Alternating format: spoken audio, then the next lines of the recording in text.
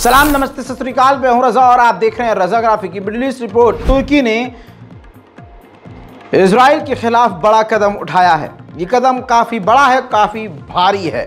दोस्तों, तुर्की ने कई लोगों को गिरफ्तार किया है। कहा जा रहा है कि 11 इजराइल के लोगों को गिरफ्तार किया है जो मूसाद के थे, मूसाद के लिए काम कर रहे थे।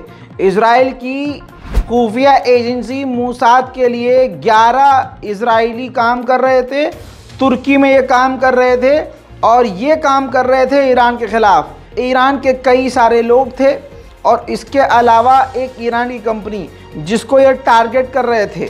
ईरान के ख़िलाफ़ बड़ा ऑपरेशन मूसाद के ये जो जासूस थे तुर्की में काम कर रहे थे, तो तुर्की की इंटेलिजेंस ने उन पर धावा बोल के तमाम लोगों को गिरफ्तार कर लिया।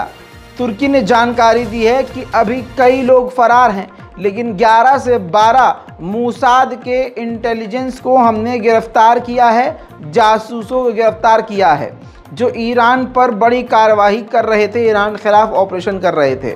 तुर्की ने यह पहली बार नहीं किया है, तुर्की अक्सर ऐसा काम करता रहता है। मूसाद और इजराइल की खुफिया एजेंसी से जुड़े हुए लोगों को अपने देश में गिरफ्तार करता रहता है।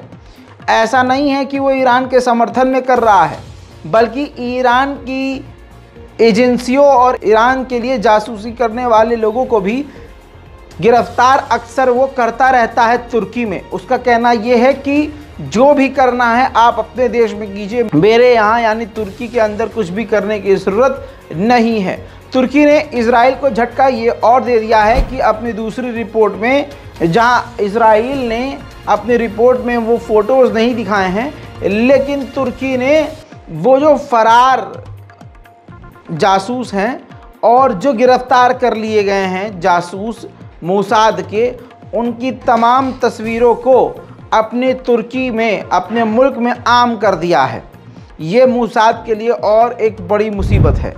उधर इराक में कुर्दिश के ठिकानों को फिर से निशाना बनाया तुर्की ने और कई, कहा जा रहा है 3 से 4 कुर्दिश लड़ाकों को मार दिया। हमले के बाद का मंजर।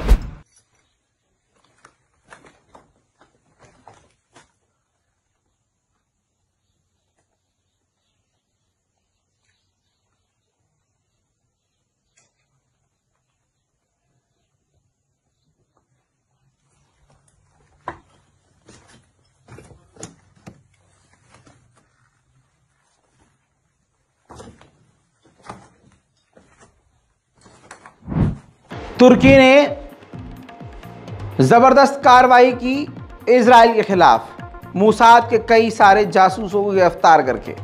इसके बाद बयान इजराइल से आया IDF का। इजराइल के डिफेंस फोर्स के चीफ ने कहा कि हमें मजबूर किया जा रहा है कि हम ईरान के ख़िलाफ़ कार्रवाई करें।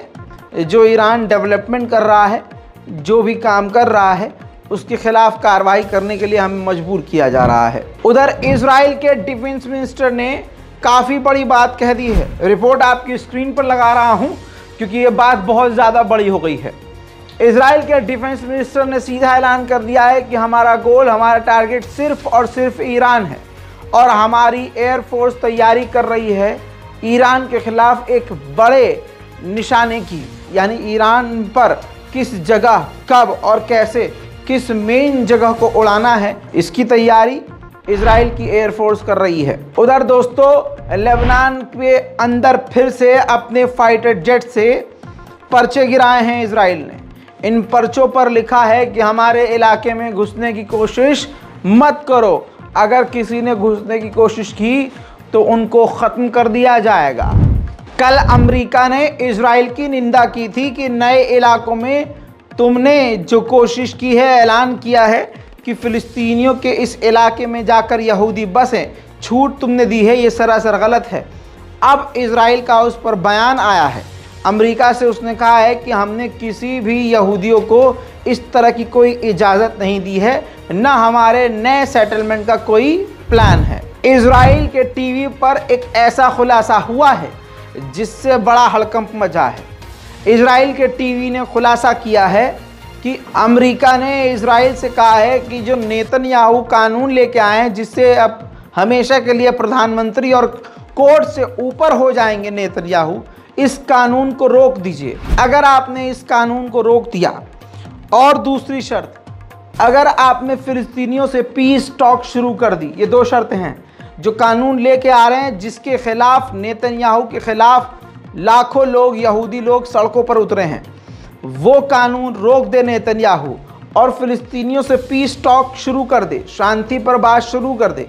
ये 2 बातें अगर मान ली तो सऊदी अरब के साथ अमेरिका तुम्हारा नॉर्मलाइजेशन करवा देगा। उधर इस्लामिक जिहाद के लीडर ने कहा है, जो इस्लामिक जिहाद के लीडर गाज़ा में मारे गए हैं वो अपनी गलती की वजह से मारे गए हैं, क्योंकि उन्होंने अपने पास मोबाइल रखा हुआ था जिसे ट्रैक करके इजराइल ने उन्हें कत्ल किया है। उधर दोस्तों, ईरान के राष्ट्रपति इब्राहिम रईसी इंडोनेशिया पहुंचे हैं।